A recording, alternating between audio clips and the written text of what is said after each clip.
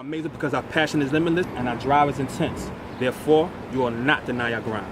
You are now watching the Faith Grind Inspire podcast with your host, Dr. Gina Lurt. Welcome back to another great episode of Faith Grind Inspire. I am your host, Gina Lurt, and today we have a special guest, my producer, comedian.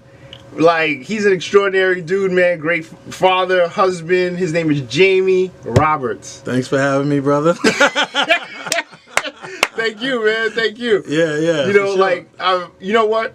Today's gonna be good because the energy, like, it's November. My birthday's on Saturday. Oh, you know, so I'm a Scorpio. November 10th. Shout out to all my Scorpios out there. And I wanted to bring you on to talk about. Because you gave me the opportunity, right? And so, you know, my parents gave me the opportunity of life, you know? Oh! And I birthed you. You birthed me into this podcast game, so it's like only right. Right. So I want to talk about, this podcast is all about entrepreneurship, the mindset, how we think, and you're a comedian, right? You produce your own shows for the last, 7, 8 years now. 7, 8 years. Well, 7, 8 years in the New York, around New York City, but I've had my own show, Sunday Night Live, for 10 years. 10 years. Yeah, every week. Wow. So we're going to talk about all of that, right? So let's start from the beginning, right? Where's Jamie? Who's Jamie? Jamie Roberts is a skinny kid from Amityville, New York, family. Amityville. So you from Long Island? Yeah, Long Island. Suffolk County, boy. Suffolk County, man. Wow, I didn't know that. Yeah, Suffolk County, man. I grew up in the rough city of Amityville. Yeah, with the suburbs. The suburbs of Amityville. It was horrible when I grew up, though, man. It was really. We had a spot called The Block, where they sold crack 24/7. It was featured on 2020, Dateline, everything, man. It was bad business, man. Really? But, I was able to, navigate through those streets. I grew up in a single family house. My mom, single parent house as well. It was just my mom, my brothers, my 2 older brothers, and my cousin used to visit from time to time. So it was great. And I wouldn't trade it for the world. I learned a lot growing up in Amityville. Yeah, it's given me my foundation as far as comedy is concerned. I was the class clown, of course. Went on to graduate from Hampton University, the real HU. The real HU. Don't get it twisted. I've been doing. I graduated with an accounting degree. Okay. Hated that. Yeah. No one wants a funny accountant. No. And then I started doing comedy, man. I love it. How did you get into that? Was it in you don't just stumble onto the stage. Everyone thinks they're funny. Yeah. Right? Everyone thinks they're funny, and then I actually got an opportunity. I went to a comedy show with my brother at one time. My brother at the time, rather. And there was a guy on stage, he was dying. It wasn't funny at all. And I was like, I could do that. And my brother was like, I dare you to try. So I was like, all right, cool. We went home. I wrote a routine, entered a contest at Stand Up New York. Actually ended up winning the contest at Stand Up New York. And I just started going over since then, man. That was 2001. Wow. 2001. I was a youngin' in the game, man. And I was learning. I hated comedy at one time because there's this thing called bringer comic. Bringer comic. You're a bringer comic, meaning you got to bring people to perform. Got it. You get what I mean? Oh, you got If you don't have your people, you're not performing. You know what I mean? So, you can do my show. You just need to bring 10 people. 10 paying people. So those 10 paying people are paying $15 per head. So the person's asking you to bring is just pocketing that money. So they're getting $150 every time you show up. Yeah. You're not getting paid, though. Because you're still new in the game. No one's going to pay you. Yeah, that's the internship. You're probably not that fun, but you shouldn't have to pay to be an intern. Yeah, you know what I mean? I remember when we, the time when everybody was having their own record labels. So they used to have these showcases in the city. That's right. You had to pay to perform. You had to pay to perform. So we had to pay. We had to buy like tickets. We had people buying tickets, sell tickets. You could sell tickets as well. Yeah, exactly. Or you had to buy it and give it to people. Right, but I remember that, man. It's the same hustle. You just put me back, man. ABM days. It's the same hustle, man. And then I stopped doing that. Because let me tell you how crazy the game was, man. It still is, because there's still people still doing this same formulas, this same format. I was at Stand Up New York. I forgot the producer's name. It doesn't matter because he's not funny. Yeah. And he was like, real talk. He was like, we had like 8 people on the show, and I just went up to him and I was asking him and said, hey, do you know when I'm going to perform? And he looked at me, short dude, looked at me in my face and was like, you only got 4 people here. Talk to me when the other 5 or 6 people get here. What? And walked away, just like sunned me right there on the spot. And I'm like, what? Are you serious? And he was like, yeah, wait, talk to me when your other people get here, then I'll let you know when you're performing. So it was my brother, my girl at the time, and his girlfriend, and I think it was 2 other people. Like, yo, we leaving. He's like, what are you talking about? I just got up. I was like, yo, we're going, leave. It was like, we paid the cover. I was like, I don't care. I'll give you your money back. I'm not dealing with this. So I was burnt out from doing bringer shows because I was, every time you got to bring your friends to see you do the same 8 to 10 minutes. That's probably not that funny. You know what I mean? Yeah. And every now and then they may see someone who was funny or famous on the show with you, but it's a horrible hustle to do because you're burning out your friendship, you're burning out your family, and you're asking them to pay, you're asking them to drink. It's not a good thing. You know what I mean? Yeah. So for this guy to be like, yo, don't talk to me till your other 5 people get there. I was like, yo, F you, man. I'm out of here. I'm not doing this. Yeah. And so I stopped doing comedy for some time because I was like, that was the only way I can get on stage if I was bringing people. I'm not doing that no more. Yeah. So I started doing the the urban rooms. Got it. Quote unquote the Chitlin circuit. The Chitlin circuit. Yep. So I remember how bad I was bombing, right? My man Talent, shout out to Talent, that's my big brother in comedy. I went down and I did Boston Comedy Club. This is when Boston Comedy Club was Boston Comedy Club down on in the Village. In the Village, yeah. So he said, yeah, you want to do some time? I said, yeah, man. So I remember I had a routine, man. I used to dress up like a homeless person and stay outside the club. Like when they're lining up, I would be laying there on the street like a homeless person with a sign and everything. And then I got on stage and I bombed. Horribly. I mean, horrible. Crickets. Dame Dash was in the audience. This is when it was, it was horrible, man. And so Talent went up there, destroyed me for like 5 minutes about how bad my routine was. And then he got off stage, he shook my hand, he said, come back next week. And he said, I think you're funny. Come back next week. I'm going to show you how to do it. And right there it was like, okay, because when you bomb, I don't know if you ever been embarrassed in front of a room full of people. Yeah. A room full of black people, and black people will let you know how bad you are immediately. Facts. Not even a minute into my set. And there was no social media. No social media. Jesus Christ, it would have been my career could have been done. You know what I mean? A lot of people's career would have been done. Man. All right, so continue. Okay. So, I came back the next week. I didn't go on. He just told me to watch the show. Okay. And to your younger comedians or anyone else who wants to be in a profession, I would always tell you, research that profession or research where you're going to be working because that's very important. You know how sometimes you go on an interview, they're interviewing you for the job, right? You need to interview them as well. Absolutely. And say, hey, what is the atmosphere that I'm working in? Right? How is the climate around this company? What is the environment? What is, how's the staff? Is everyone friendly? That's important. It is important because I didn't do that going into the comedy show. You know what I mean? I walked into a hostile environment with my happy-go-lucky ass jokes. And it was like, nah, fam, that's not gonna rock. That's it. You take that back uptown. That's not gonna rock here. Go to Midtown, go to Lily White, Long Island, and live out there. It's not gonna work in here. Take that back to Amityville. Nah, not Amityville. It didn't even work in Amityville. Maybe in Deer Park. Yeah, Deer Park. Well, let's not talk about Deer Park. Farmingdale. But yeah, so I went back and I observed. I became a student of the game, and so I noticed how comedians get in and out of their jokes. Not too long of a setup. You can't talk as much.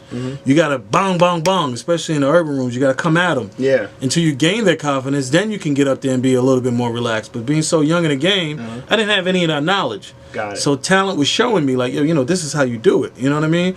And from that grew a respect for him and also some type of mentorship because I used to host the New Jack section at the Improv when it was called the Improv. Yeah. The New Jack section is basically when newer comedians get a chance to perform before the pros get on. So before the pros show starts, there's about three or four comedians that perform before the pros hit. Okay. And I used to host that. So, I learned a lot by hosting that because every time I got on stage, he was like, listen, don't do this, don't do that. That was funny, keep this. So it was kind of like an ongoing program between that. And that worked out well, man. Him, Kenny Williams, there's a lot of people, Drew Frazier, who've helped me with it. Rob Stapleton, shout out to all those dudes, man. Oh, that's what's up, man. Yeah, so I've learned how to mold this comedy thing into a business, and that's very important. Now let's talk about that, right? Now, that mindset, right? Because to me, an artist is an artist, an entrepreneur is everybody's entrepreneurs. As long as you're creating that dollar, right? Now, how did you feel? What was the mindset of the train ride or the commute back to wherever you were living from downtown that night? Oh, it was horrible. And then it was horrible. How did you? So you had to, let that soak in for like a week, and then what was the mindset for you to come back?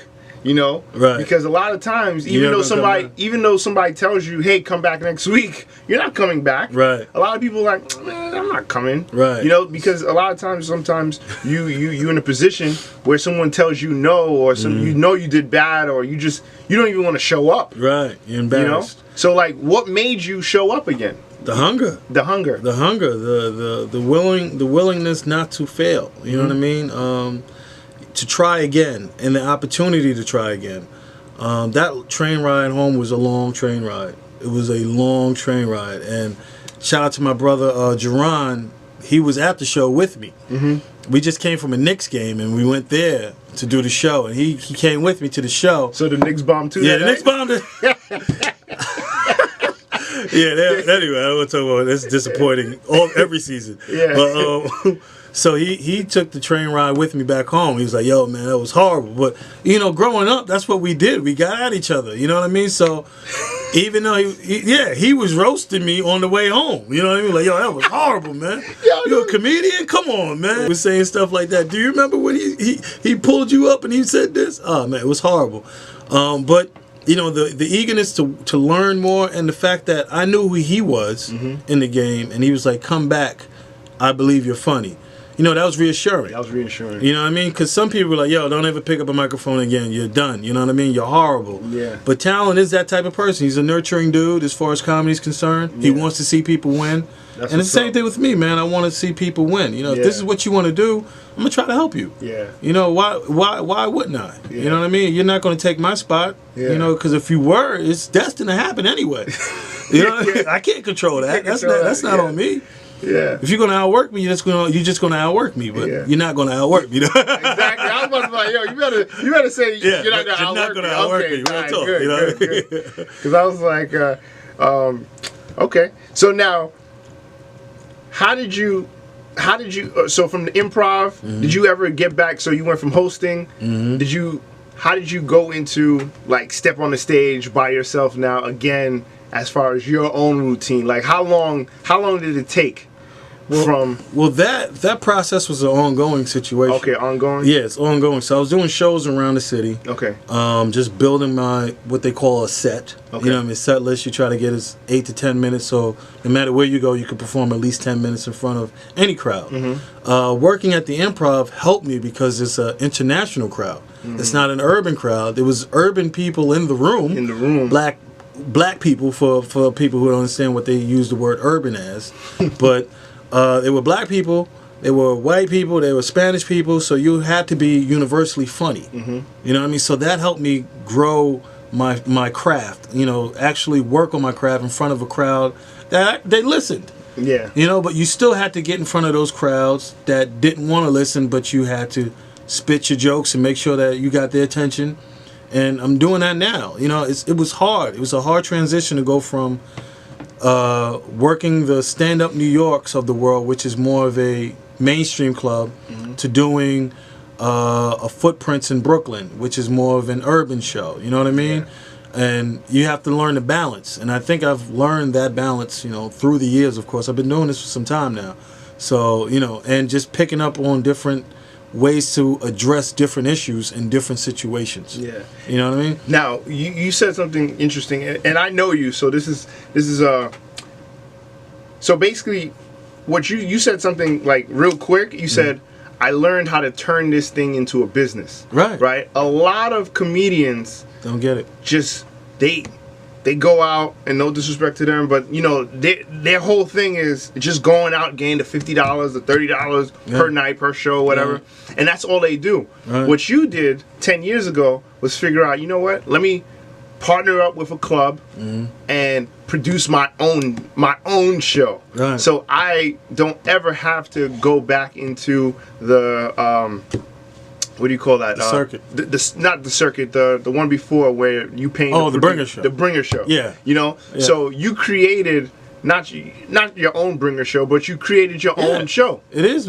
I got to bring people there every week. Oh yeah, I mean, yeah. You created your own Bringer Show, Right. but the total package, Right. which to me is different. You know, and that is the owner mentality. Right. You know, and that the reason why I did that first and foremost is because Sunday Night Live was launched summer 2008, and the reason why I did that is because there was no show that was universally funny for everyone in New York City. Yeah. So if you go to a comedy show on a Saturday night or a Sunday night, it's probably, you know, either all white, all black, a mixture, but not really a mixture. It'll be like four white comics, a black guy, a female, Spanish person. You know what I mean? So for me, I said, you know, how do I create something that everyone can feel included?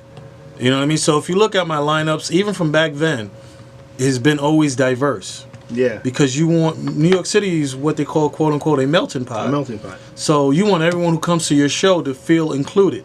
You know what I mean? They may not get everyone's act, but there's going to be someone on the stage that they can identify with. And that's very important, especially when you're selling a product.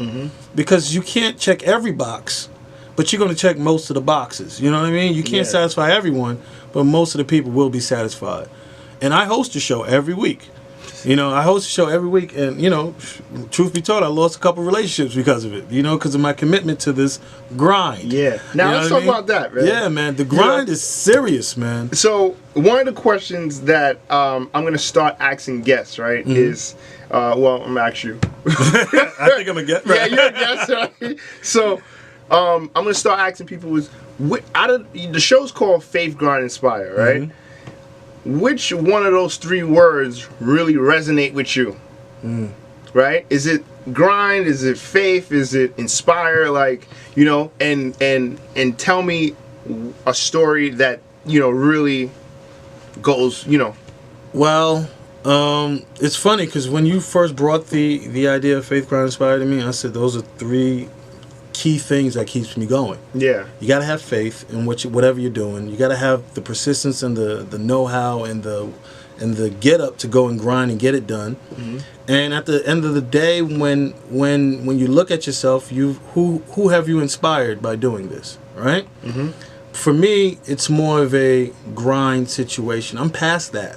I'm past the grinding. Yeah. I keep telling people, yo, grinding, I'm still working, but I'm not grinding. I'm drinking the coffee now. You know what I mean? I'm not grinding it anymore. I'm drinking it. Yeah. So now I'm inspiring folks. Yes. Because they see what I've done. Yes. And I set my own rules. I hate to say it like that. I'm not a cocky dude. Yeah. But I don't like playing by other people's rules, especially when it comes to my money. Yeah. You know what I mean? When it comes to my business. Yep. If I can set my rules and I know what's going to get done and how it's going to get done, only person I have to answer to when it fails is me. Is me. You know what I mean? Yep. I can't look at you like, yo, what happened? No. I put too much faith in you Yep. in order for my grind to work. And that's not going to happen anymore. You know what I mean? Too many people hold the key to your success. You're not going to succeed, man. You're not going to succeed. You're not going to succeed. You know, You got to take those keys and put the key in and drive that car yourself. Yep. Put your foot on the pedal and keep moving. If you're not doing it yourself, who's going to do it for you? Yo, we were talking about this the other day. Somebody started a business, and they were waiting for. They were building a business. They like a restaurant, but then they were expecting investors to come in and invest in the restaurant, but then what ended up happening is the restaurant never opened because they lost the lease. They lost the lease. They never opened up the business, but they cooked good food. You see what I'm saying? Right. So they were waiting instead of them actually grinding it out, doing a little pop-up kitchen and then going up and moving up. Right. They were actually waiting. You're waiting for the full kit to come through. Exactly. No, not what's gonna happen like that's that. not what's going to happen. Right. You know, and so I appreciate the fact that you said that. And even with the show, you know, you could have been like, look, you need to show up. You know, and if you don't show up at this time and this day, Right. and you know, we've been running this for 3, 4, no, actually more than that, like Yeah. 6 months. This has been 6 months now? 6 months. Wow. You know, and I'm consistent. Right. You see what I'm saying? And my level of grind has never gone down. Right. It's actually going up. Right, You know, right, right. you know. So shout out to the producers Tim and OG Network. You know, we just got on Spotify. Right. You know, good look. Yeah, man, that's a good look. So the thing about it is, I think so. What's the answer? What do you mean? It's So inspired. it's inspired. It's Okay, inspired, so the yeah. inspired. All It's right. inspired, man. And I get that because, you know, I have younger quote unquote younger comedians asking me for tips, advice. You know, Yeah. how do you get this? You know, I'm hosting the biggest award show in New York City for Yeah. comedians. I hosted it. Yeah, you you know what I hosted mean? it last week. And just the reaction when people heard that I was doing it was so positive. I know there was some people who was hating, but still, you know what I mean? It was so positive. It was like, yo, man, congratulations. I can't believe you're hosting now. Yeah. You work so hard. You know what I mean? Yo, and I'm telling them, yo, I didn't get that through an agent, through a manager. I got that because of me. You Yeah, know what I mean? that's Because the of grind. people. And I'm going to tell you, man, I think I told you this, man. When I got the call to host it, I did not tell anyone until I got the contract. And when I got the contract, I cried. Yeah. Because she told me who was going to be on the show. You know, Yeah. like Dave Chappelle, Chris Rock. Man, I was like, this is the biggest night in comedy in New York City. Yeah. And who's hosting it? You. I'm hosting it. Yeah. You know, I couldn't even get a ticket. You know what I mean? Years ago to a certain event like this, but now I'm hosting it. Yeah. And you know, just the thought process of where I've come from to this point, it was like, it's you know, it's mind blowing. That's why you never limit yourself. You never say this is the only thing I want to know. My dude who I started Sunday Night Live with, Esteban Romero, my man Tino, he asked me this question. It was very definitive in my career. It's like, who do you want to be known as in New York City? And I said, I want to be known as one of the best hosts in New York City when it comes to shows, any kind of show. He's like, what do you mean? I said, I want to be able to, when they're asking for hosts, who should we ask? Who should we recommend? Who should we hire? I want my name to be in the top 3. If it's not in the top 3, I'm missing out. I don't care if it's urban, mainstream, award show, pageants, everything. I've hosted everything. I've hosted Grandfather's Day in Newark. You know what I mean? So, you know, I'm a Grandparents' Day in Newark. Real talk. That's a real day. Really? In a park. I had no idea. It was a military park in Newark, I believe. It's like 6-7 years ago. Anyway, they paid me for it. Yeah. So, but, you know, that's the type of conversation I want my name to be involved in. You know, even here at Cumulus, I hosted the grand opening of Stage 17. Yeah. And I had everybody there. I mean, like, Wow. all the Yankees. It was everyone. And who was center stage hosting it? Jamie Roberts. I hosted the Curtis and Kubi roast, who's WABC Radio. Exactly. Completely white audience. But who was hosting it? Jamie Roberts. You know what I mean? Yeah. So it's like you have to figure out what's your role. It's going to change every now and then. But if you have a target that you're trying to hit and you're steadfast on that target and you hit it, people are going to start recognizing it. Your name's going to start coming up in conversations that you didn't even know people were having about you. Absolutely. And that's what happened with this. She called me and said, "Hey, I had a funny thought about the LOL Comedy Honors. I was online this weekend, and that's very important. The content you put out online represents your brand. You know, branding, ACA, branding represents your brand and what you do when people are not checking for you on face-to-face, but they're checking for you online. So she pulled up on my videos, she went to my website, she went to see what I've done on Instagram, and she was like, what do you think about hosting the LOL Comedy on? And I was like, you gotta be kidding me. And she was like, yeah, what do you think about it? You and Lou Now. And I was like, Lou Now? You know, I'm starting, yeah. I was like, well, send me over a contract, we'll see what, she hung the phone like, ah! I started screaming. But I ain't tell no one. I ain't tell my girl. I ain't tell none of my family. Nothing until I actually got the contract in my hand and said, "Yeah, you're gonna do it." So it was, man. It was a trip. Yeah. You know, it was a trip. Now, you know, you said something. Another thing that's interesting with comedy and even entrepreneurs that are individual, right? So your business really is you, Right. right? So now you invest a lot into you, Correct. right? Now, where'd you learn this from? As far as investing in your own business, Because a lot of people don't do it. True. So- But I told you I graduated with an accounting degree from Hampton University, so I learned business. Yeah. I know business mind. I know how business works. But if you're not investing in yourself, where's your money going? You know what I mean? You're buying new Jordans. That's cool. You look good on your feet. But what about your education? About furthering yourself in this career? What about investing in? It could even be buying a DVD of your favorite comedian, so you can see how comedy is really done. You know what I mean? Yeah. What about headshots? Because people need headshots to get into more work. What about taking acting classes? You know what I mean? These are the things that you need to do in the entertainment world. It's not just a comedian, but just, you know, entertainment is a business as well. I have a business called Comedy with a Purpose, which I go around and I educate kids about, well, not just educate kids, but we did a tour. It's called the One Night Stand Comedy Tour. I think I told you about this. You told me about when we went around the CUNY schools and we basically partnered up with whoever the health person was on campus to talk to kids about practicing safe sex in college. Because, you know, a lot of kids are having sex in college, and a lot of schools don't want to address the fact that they're having sex in college, so they bring in somebody like me who can have a funny, educated conversation about it, break the ice, and then it would get the person from the infirmary to come up and say, hey, we got free condoms in, you know, B level 4 of, you know, whatever building they're in. Building F. Right, exactly. So we did that. We was brought out to Milwaukee. That was years ago. That was my man Vladimir Camaño, Damian Lemon, who has his own show right now on True TV. Andrew Schultz, a lot of people, man. All those people you see. Oh, you dealt with Andrew Schultz? Yeah, that's my dude. It's his birthday. I texted him yesterday, man. So, you know, that's my guy, man. And it's crazy because how you say, oh, you dealt with Andrew Schultz?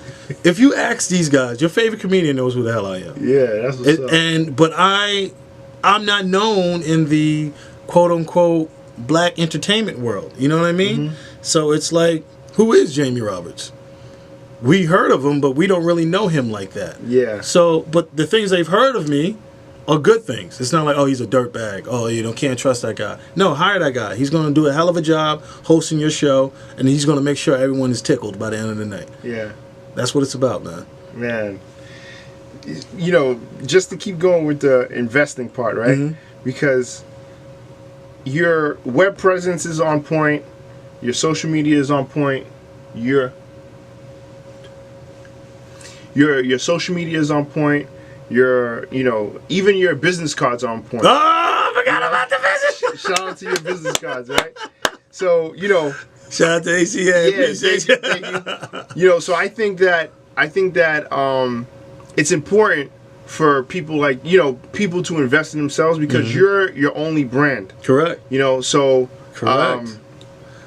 You're absolutely correct, man. You represent you. You know what I mean? I always tell people, they say, you don't have a manager. I would love a manager. I would love an acting manager or, even an agent who can get me more work. Yeah. But no one's going to go as hard for me as I'm going to go as hard for me. Facts. Because they have other clients. Yeah. I don't have other clients. The only other client I have is myself. You know what I mean? Me, myself, and I. Probably my girl. I help her out a lot as well. You know what I mean? So there's a lot going on with that. Yeah. When you have agents and you have managers, they're not really focused on your well-being. They're only looking at your check. Yeah, that's all they're doing. So sometimes you need to have somebody on your team that is sees your vision and can help you align that vision and go for it. You know what I'm saying? Because a lot of times, and that's hard. A lot of times they're not a yes person. Correct. Correct. Sometimes I like what's his name that took the train ride with you. He took the train ride with me. Going back that first day. Jerron. Yeah. Jerron. Yeah. He told me straight up. Told you straight up. Now that I appreciate. Right. So. It's the same thing with this podcast. Yeah. You have to appreciate the vision that you had, right? You came to me with the idea, yeah. Hey, this is what I want to do. Yeah. If I was like, nah, man, that's not going to work, we wouldn't be here right now. We wouldn't be here. You know what I mean? But you were persistent, you were professional, you say, yo, this is what I want to do. I think we can get it going. I said, all right, so who are your guests? And he started naming off guys. I'm like, all right, let's see how this plays out. Let's see how this pans out. Yep. It worked out well. Man, it's still working out. Yeah, it's still working out, man. It's growing every week. So thank you, Jamie. No problem. So any last tips? Any you want to give to the entrepreneurs out there, comedians? Well, as far as comedians, you got to believe in yourself. You're not always going to be funny. First and foremost, you're going to bomb. That just happens with with whatever you're doing. Entrepreneurs, you have to invest in yourself and. And a good key that I've learned is that you're not going to get rich off your friends and your family. Real talk. You're not going to be successful trying to get support from your friends and your family because they know who you are already. That's your circle. You got to go outside your circle, go outside your comfort zone in order to succeed. If you're not doing that, you're not pushing the envelope, you're going to be in the same box, you're going to be on the same corner, selling the same nonsense everyone else was doing. Facts. You know what I mean? So you got to move outside your comfort zone. You got to be able to take criticism too. You know, as black folks, we don't like to be criticized. We don't like, you didn't like my picture? No, you know, we like immediate gratification. You know what I mean? But you got to be able to take the immediate criticism. Just like I did on the train ride home. Yo, fam, you were horrible. You see how he roasted you? Yeah, he roasted you. Yeah. But you got to be able to take that and swallow and say, all right, you know what? Maybe you got a point. Let me see what I did wrong. What can I do better? You got to look at yourself. If you're not looking at yourself in the mirror every day saying, well, how can I get better? You're just going to be the same lame dude, the same ordinary person that you were before. You know what I mean? You got to push yourself. You got to push yourself. If you're not doing that, you're not doing anything. You're not doing nothing, man, as they say. Facts. So. Man, thank you, Jamie. Yeah, no doubt, man. So it's a lot of fun. Thank you guys for tuning in to another great episode of Faith Grind Inspire. Hope you learned a lot of valuable tips from my man Jamie, comedian Jamie. Check him out. What's your Instagram? Comedian Jamie, Jamie. You catch me at jamieroberts.com. Everything social is comedian Jamie Roberts. Cool. So now you can tune in every Wednesday. Tell your friends, share this episode. You can find us on the OG Podcast Network. Thank you to our producers, Tim and Jamie. Yes, sir. And, and the ACA team. Thank you to Elijah today. So, faithgrindinspire.com. God bless. Peace.